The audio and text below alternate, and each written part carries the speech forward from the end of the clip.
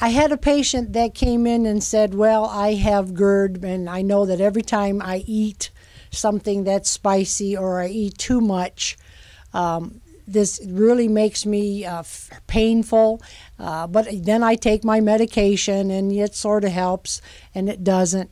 Not works all the time. And so we talk about that, and if they still want to be on the artificial cure, which is the medication. Now, don't get me wrong, we all need medication, we all need medicine at some time if it's a crisis. But when I have patients that are on medication for 10 years, 5 years, 17 years, they still say I have that same symptom, then we got to look at something that's a different choice.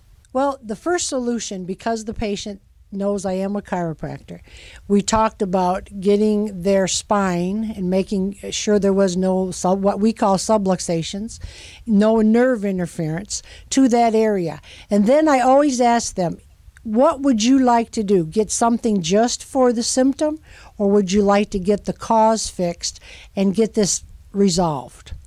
And it's always their choice, because they're the ones that's going to have to be doing or taking something or doing what I prescribe or recommend. And so it has to be a mutual agreement.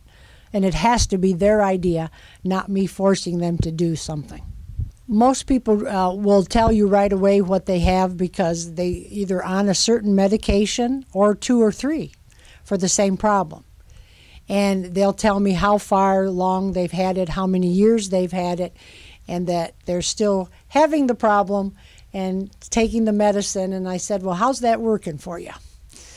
So obviously you're not treating the cause, you're treating the symptom. Many of my patients do have digestive issues, and I see that when I enter their medications into the electronic health records.